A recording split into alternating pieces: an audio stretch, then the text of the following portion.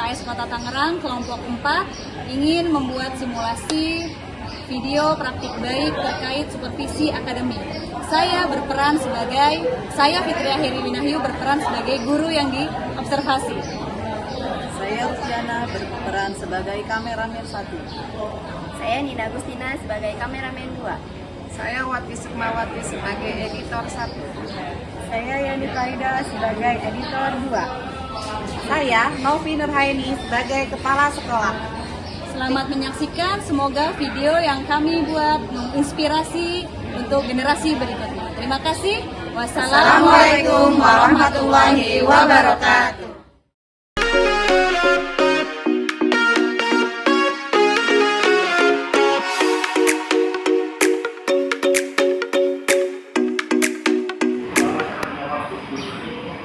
Assalamualaikum Ibu.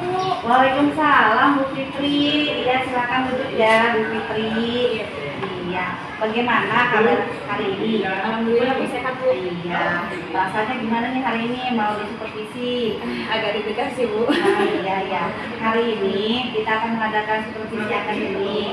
Yang pertama adalah pra-observasi, kemudian ada observasi, yang ketiga ada pasca observasi.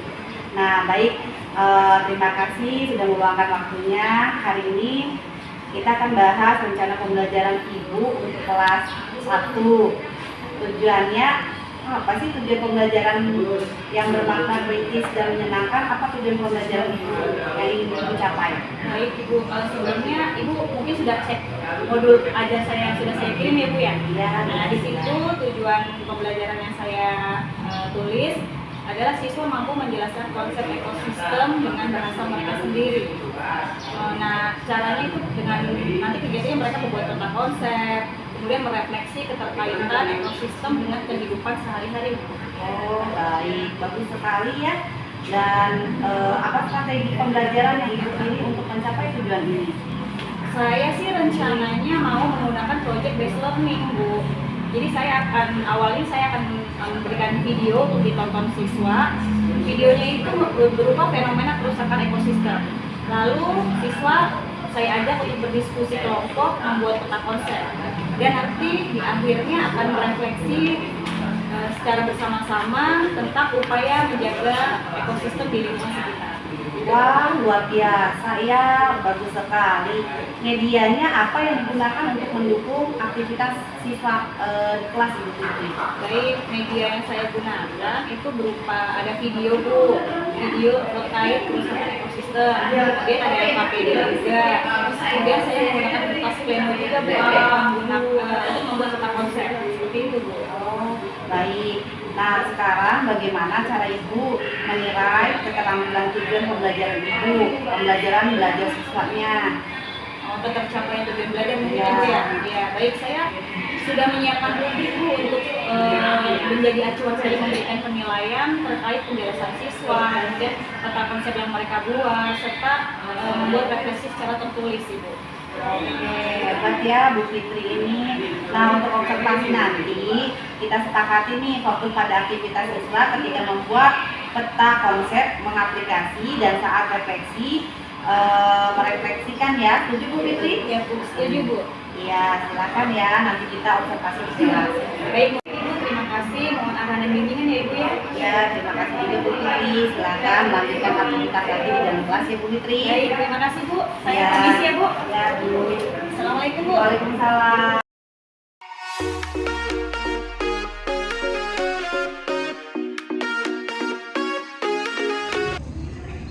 Selamat pagi Bu Fitri. Selamat pagi Ibu. Iya, terima kasih Bu Fitri sudah meluangkan waktunya hari ini ya. Terima kasih Bu Fitri. Pertama kemarin sudah melakukan observasi. Bagaimana nih perasaan Bu Fitri setelah diamati? Baik, awalnya sih saya agak gugup ya Bu ya. Tapi alhamdulillahnya anak-anak kondusif, kelasnya juga sangat aktif. Jadi buat saya observasi kemarin cukup berjalan lancar. Oh, bagus sekali.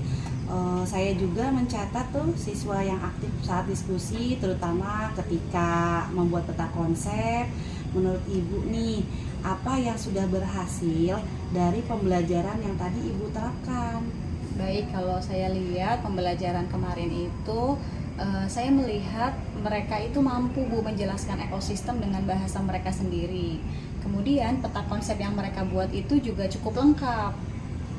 Walaupun ada beberapa siswa juga yang masih pasif ya Bu ya, tapi beberapa siswa yang lain juga bisa mengaitkan materi kemarin itu dengan kehidupan mereka sehari-hari Bu. Itu sih yang menurut saya luar biasa ya Bu ya. Iya, luar biasa ya Bu Fitri ya. Nah, lalu tantangan Bu Fitri nih, apa sih yang dilihat dari tantangan Bu Fitri saat mengajar kemarin? Iya Bu, ternyata setelah saya melihat dan menganalisis dan merefleksi kemarin itu, ada beberapa siswa yang masih menyalin di buku Bu. Jadi mereka belum dapat menuangkan pemahaman mereka sendiri di buku itu. Masih terpaku pada textbook gitu, masih sesuai dengan buku pelajaran. Oh iya, kalau begitu nih, ada ide kreatif apa yang bisa Ibu lakukan agar bisa lebih berani siswanya menggunakan bahasanya sendiri? Baik, mungkin saya bisa menggunakan teknik think parser Bu. Teknik think parser itu merupakan salah satu strategi kooperatif di mana siswa itu secara individual memikirkan jawaban atau solusi atas sebuah pertanyaan. Mereka diajak untuk berpikir.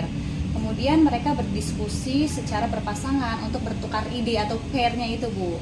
Dan akhirnya nanti hasil diskusi itu akan mereka share ke seluruh siswa di dalam kelas itu Bu. Nah, metode ini sih kalau menurut saya bisa mendukung atau mendorong partisipasi aktif siswa Bu. Jadi bisa melatih mereka untuk memiliki kemampuan berpikir kritis, kemudian kerjasama juga, serta meningkatkan keberanian mereka untuk menyampaikan pendapatnya. Seperti itu mungkin Ibu. Oh iya, bagus ya, itu ide yang sangat baik loh Bu Fitri. Dari sisi pengembangan nih, apakah ada latihan yang Ibu rasa perlu untuk mendukung pembelajaran mendalam ini? Baik Bu, pembelajaran mendalam kan yang seperti kita ketahui itu hal baru ya Bu ya di semester ini.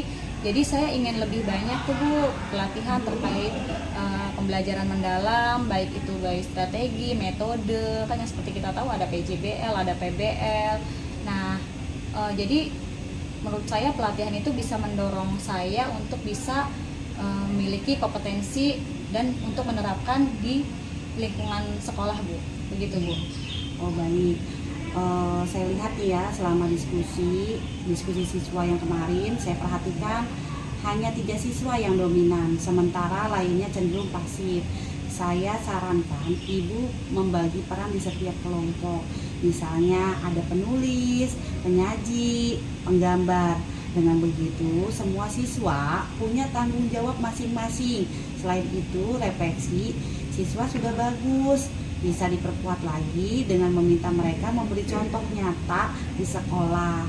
Secara keseluruhan, Ibu sudah sangat baik dalam merancang dan melaksanakan pembelajaran.